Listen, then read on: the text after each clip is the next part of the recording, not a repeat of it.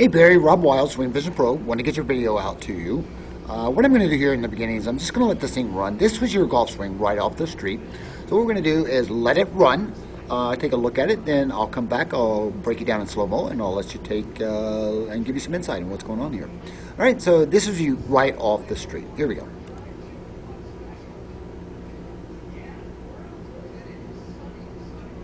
See one more, please.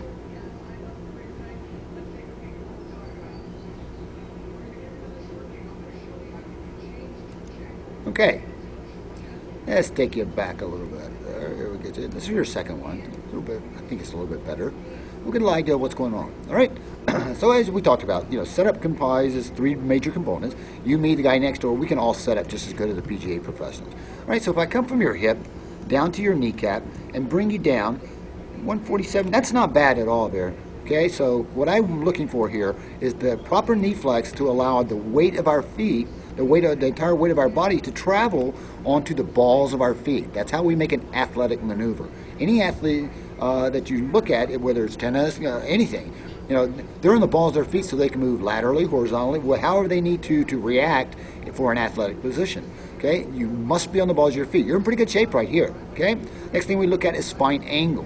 All right, spine angle is basically the axis of which we turn on for the golf swing. We turn back on a single axis to get in our backswing, and we move through the golf ball or downswing into the golf ball on that same axis. The axis that you're giving me right now looks something like this. Where it goes here and it goes here. Okay, as you can see, that's not a straight line or it's not stable. All right, what we want to do is create something more like this, which requires you moving to the ball a little bit better, a little closer to the ball, and a little more upright. Right? Right now what you're giving me is basically you're looking over the top of this golf ball. If I draw it in like this, all right? In a better situation, I would have this head back out of the way. Number one, what you're giving me right here is called a hanging low chin. All right? So if your head was back against this line, and I showed you that technique to get it back there, if your head were back there a little bit better, then you're going to be looking, your eyes are going to be somewhere in this region right here if your head's back there. So if I take this down to the golf ball, I'm going to go ahead and send it on out to infinity here. All right? That is a swing plane that you would establish if your head was back here. Accomplishes several different things. Number one, we're going to get that left chin, the shoulder out from the way of that left chin so it can travel unimpeded without blocking up against the left side of your face and making you bend your left arm. All right, so this is the swing plane we want to create. And the best way I've ever learned and taught is that this is a pane of glass, okay, with a hole in your head sticking through it. So the green line indicates a pane of glass. Let's go to your halfway back position, see what kind of position you're establishing here. Get you back in halfway. Okay, so what we're doing there is, we talked about this too before, is you're independently activating this left shoulder. That left shoulder should only move as a result of the waist turn or hip turn, okay? That's when the shoulder moves. If we activate it independently, it's going to put us what we call across the line, which means the club head is going to be trapped behind you. And when we do that, we really got to reroute like crazy. Let me show you. So this red line indicates what you've got at address. Well, getting in a halfway back position, that left shoulder must stay stable, okay? Allows us to get to that halfway back position where we have a flat left wrist, a flat club head, the two actually match, and also a level club shaft to the plane. And so like the ground, you want to have that running completely level right there with a flat wrist, flat club head, level to the ground, okay? So what you're giving me right here, let's take it through just a little bit, get you in a halfway back position. I'll show you. Okay, see how we've activated this left shoulder? Let me take another, let's do something blue. You're actually now, you come about 4 inches out of your setup, right? What that's done to us here, if I were to take a green line again and draw through your shaft and through your hands, well, you're setting yourself up to hit this golf ball to the right. We talked about this too. Golf swing is nothing but geometry and physics. Geometrically, you're set up to hit this golf ball to the right, all right? And the big culprit here is this hanging chin. Let me get rid of some of the stuff. You can see, I want to keep the plane in there so you can see that. Pretty significant. Let's come down. That's the plane you would be on if your head was back, okay? Now, again, what we have here is a hanging chin. So what I mean by that, this is your shoulder height, okay? And this is your chin height. what's going to happen inevitably is this left shoulder is going to travel up against the left side of your face and block that momentum of that shoulder. As soon as we do that, we must do one of two things. We sway off the ball, which is no good, and you're not doing that, but you are bending your left arm. Okay, you've heard all your life, keep your left arm straight, keep your left arm. Well, there's a reason for that, okay? All right, so right now you're blocking. Actually, you become blocked right here. Now you're blocked. You see that difference? Your chin's hanging down low, your shoulder is up high. As soon as we achieve this position, you will start to bend your arms for two reasons. Number one, you're blocked right there. Number two, you try to outrun your body with your arms, okay? When the body rotation stops, so must the arms. If you continue on your arms, you become separated in your golf swing, okay? Which is no good. All right, so let's take it right here, you're blocked. So you will notice this left arm start to break down immediately.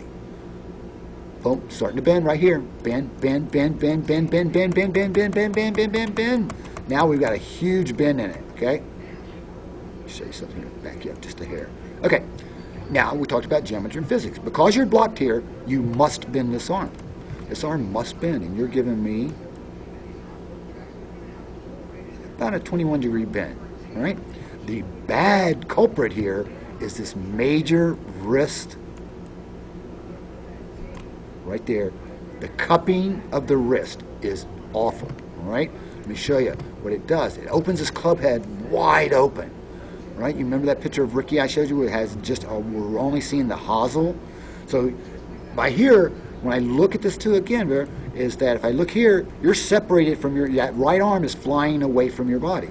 The other thing I don't like here is you come out of your knee flex. Once you do that, you set up in a pretty good position, but now, pardon me, wrong tool, grab the right one. Now, once you separate your body and you straighten out that leg, all of your weight is coming to your heels, all right? So you're manipulating. You're coming out of a golf swing, then you're trying to get back into a golf swing. And we talked about this. We must stay in those positions throughout the entirety of our golf swing. All right? So, again, geometry and physics. I'm going to draw in this line in orange. What you're giving me right here, if I were to take this, at some point in infinity, these two are going to match. All right? No good. All right? Let me show you something here. Let's do this in red so you can see it. So at the top of your golf swing, you've got shallow depth underneath your plane. And at the bottom of your golf swing, you got way huge depth at the bottom of your swing. Part of it's this bent arm, part of it's this cup in the wrist. All right? Look how those lines change. At the top, you're really narrow to your swing plane. You're still under it, but you're really narrow to it. And then as you get down to the bottom of your swing, you're really wide, okay? All right, so let me get rid of that. That. Okay, in an ideal world, if there ever were one, of course, this arm would be straight, all right? The club would come in a fashion that actually matches the club head, that matches the swing plane that we've created. Now look what happens. These lines are even. Okay, these lines are pretty much the same size, and so this line right here would indicate that the club is still on plane. Okay, and that's by getting rid of this wrist cup. What I need you to think of right now is if you're getting that top back position, if anything, I want you to feel like that wrist is bowed out, not cupped in. Okay, bowed out for right now will probably get you into a neutral position, and that's what we want to become. The other thing is we've got to stay in this knee flex. As soon as we come out of this knee flex right here, then we're killing ourselves because we're changing our golf height. So we are going up and coming back down. We want to stay on a single plane so we're able to repeat this golf swing time after time after time. All right? So we've got to correct this. Got to get this under the plane so all of these bars match up. All right? You're creating kind of an A-frame here. I need it laid off to where all of these we're staying consistent with the plane that you established with your eyes from the beginning. And that requires you getting this head back too, again, to get in line, all right? Okay, so we're going to take you in downswing. Downswing right here. You're in not bad shape there. Let me get this out of the way.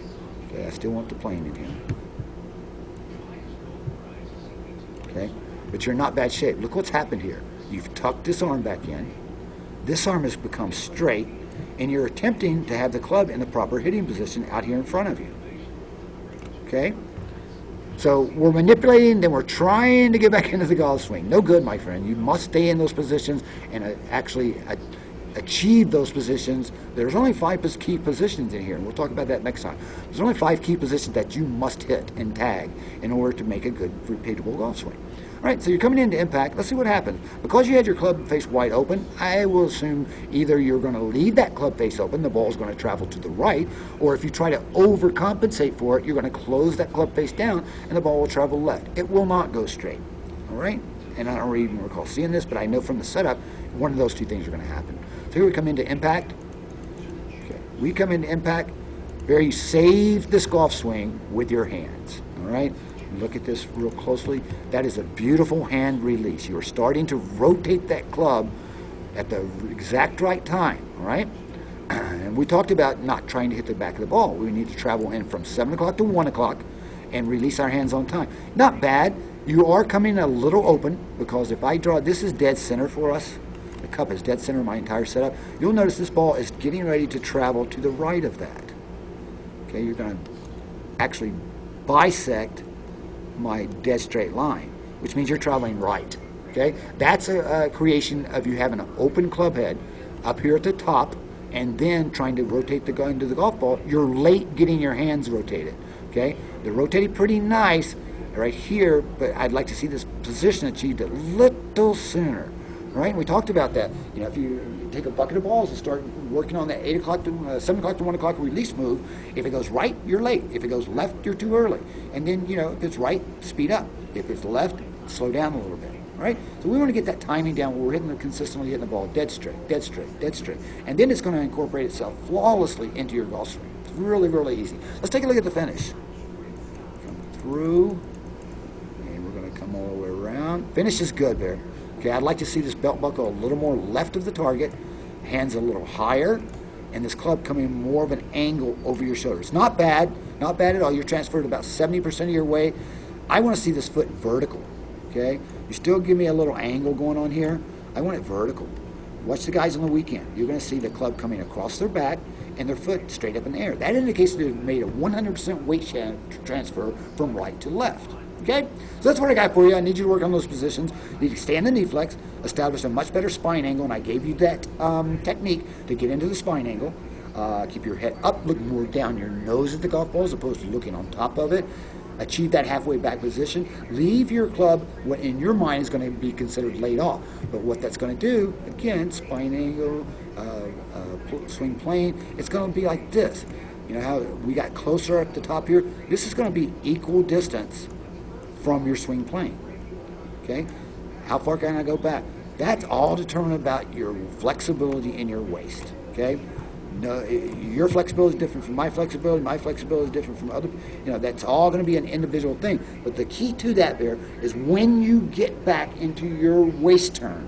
Once your waist stops, so must your arms, okay? You cannot allow your arms to travel beyond that because it separates you from your body and is going to encourage an arm swing. We want to use the larger muscle groups of our body to get into this golf ball.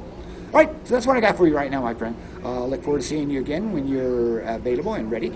I want to thank you for your business. I want to thank you for the trust you've placed in me. And for right now, I'm going to wish you a great big one. Aloha.